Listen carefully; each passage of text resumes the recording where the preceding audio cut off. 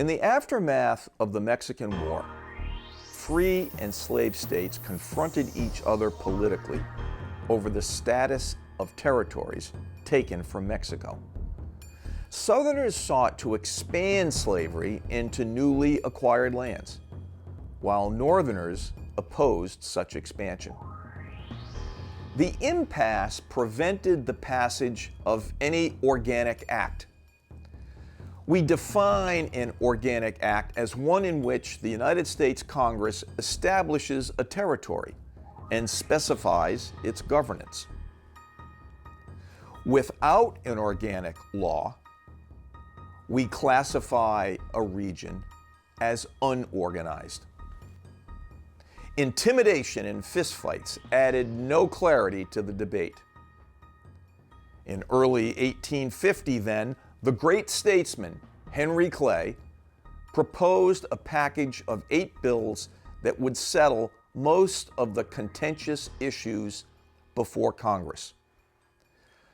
President Zachary Taylor, anti-slavery Whigs like William Seward, and pro-slavery Democrats like John C. Calhoun opposed Clay's proposals. More fistfights and drawn guns on the floor of Congress ensued, and I mean that literally. President Taylor then died of acute gastroenteritis, or perhaps poisoning. Historians are not entirely sure. Millard Fillmore succeeded him. Stephen A. Douglas took the lead in Congress and reduced Clay's proposed 8 bills to 5. He garnered President Fillmore's support and brokered a legislative deal in what is known as the Compromise of 1850. Under the compromise, Texas surrendered its claims to part of present-day New Mexico, Colorado, Kansas, and Wyoming in return for the federal assumption of Texas's public debt. California entered the Union as a free state, while Congress organized the remaining portions of the Mexican cession into New Mexico territory and Utah territory.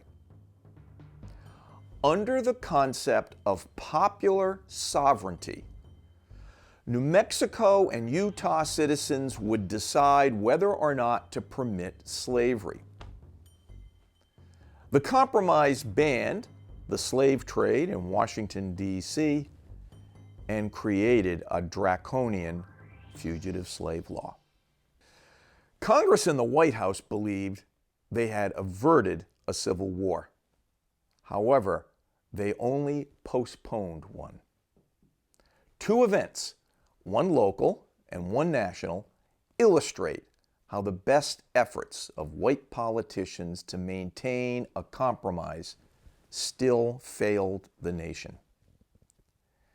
Intensified disagreements over slavery and the definition of personal liberty between sections of the Union gnawed away at democracy and eventually imploded the Republic. Hi, I'm your host, Tom Army, and this is U.S. History Online. In this episode entitled Causes of the Civil War, A Seismic Shift, we will investigate the story of Shadrach Minkins, a fugitive slave captured in Boston in 1851, and Stephen A. Douglas, the senator from Illinois who introduced the Nebraska bill onto the floor of the Senate in January 1854. Shadrach Minkins had escaped slavery in Norfolk, Virginia, and reached Boston in 1850.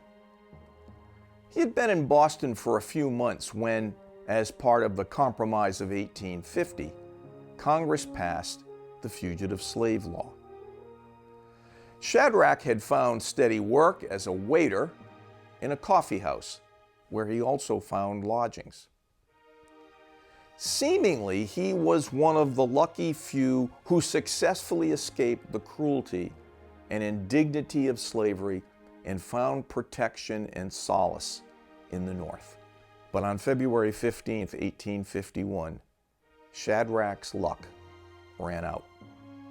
3 days before, John Capehart, a professional slave hunter, arrived in Boston bearing legal papers from Minkins' owner. Under the new law, Capehart needed only to obtain an arrest warrant for Minkins, bring him before a judge, and identify him as a fugitive. And that's what happened. Marshals assisting Capehart grabbed Minkins at the coffee house and dragged him across the street into the federal courthouse. But then chaos erupted.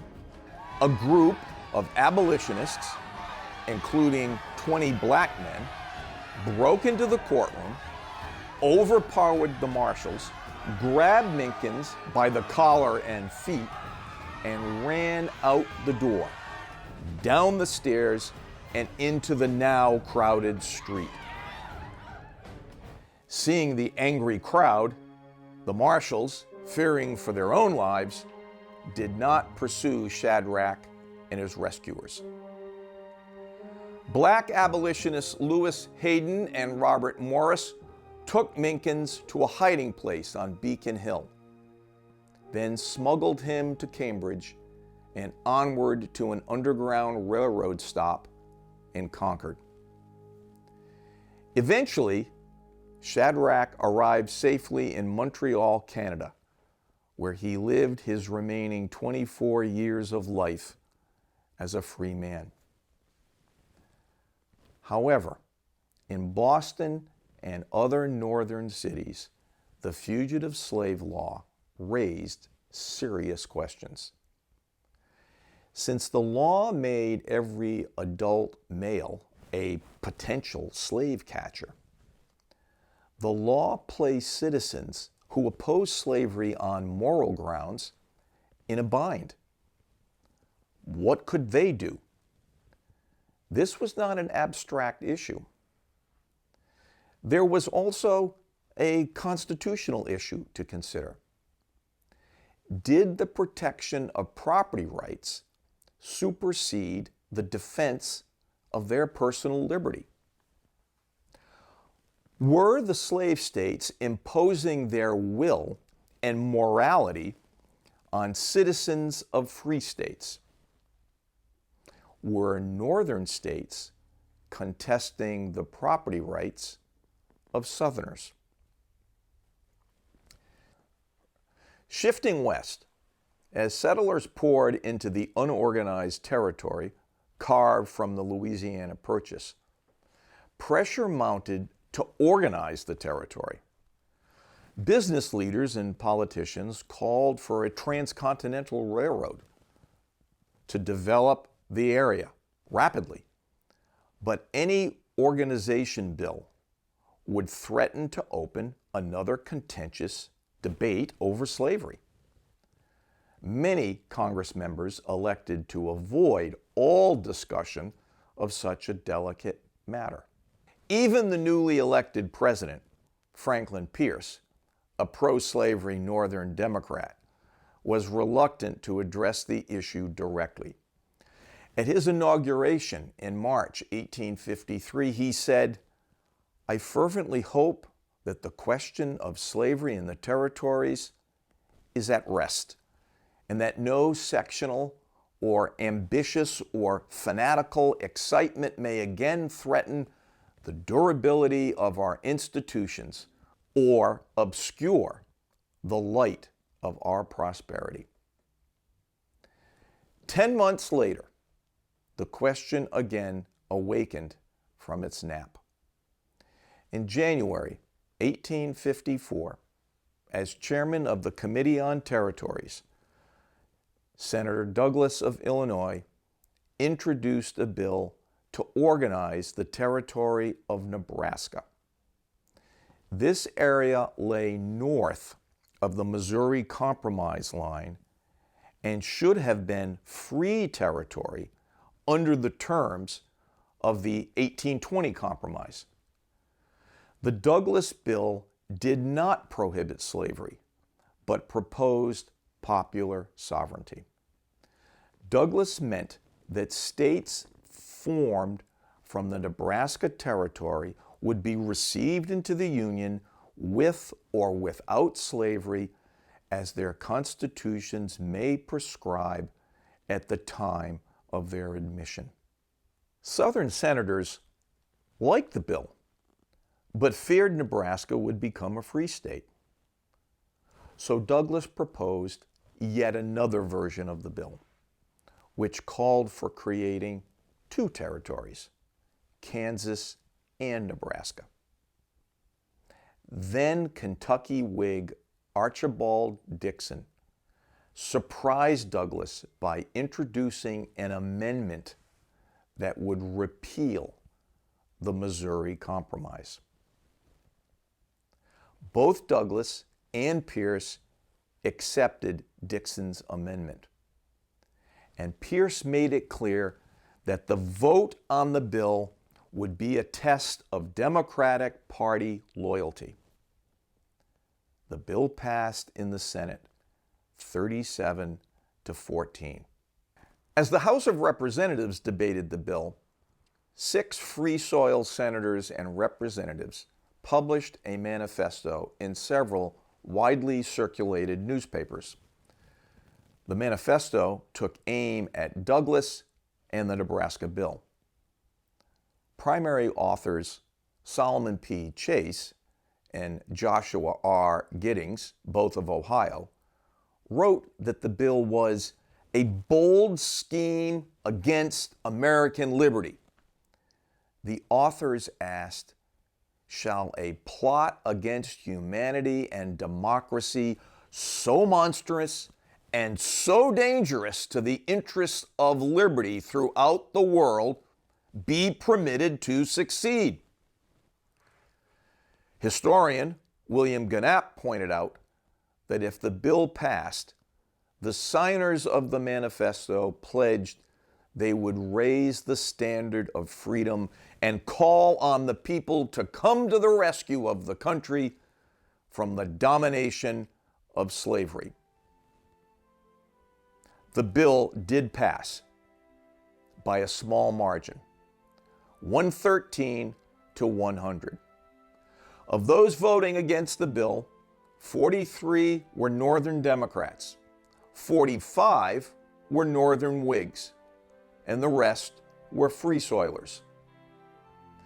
The Whigs had resisted becoming an anti-slavery party, but the Kansas-Nebraska Act forced their hand. Now, to rescue the country from the domination of slavery, the Whig Party split in two, a pro-slavery and anti-slavery wing. The anti-slavery wing, however, emerged too small to make a political impact. An anti-slavery coalition became necessary to challenge the Democrats. The coalition party that opposed the westward expansion of slavery was called the Republicans. The disappearance of the Whigs and the creation of the Republicans represented a seismic shift in American politics. Now, one issue would define the new political system of the 1850s: slavery. The irony of all of this political maneuvering lies in the belief of Stephen Douglas and President Franklin Pierce that popular sovereignty would take the issue of the westward expansion of slavery out of national politics. But for the remainder of the decade, politicians would continue to fight over slavery.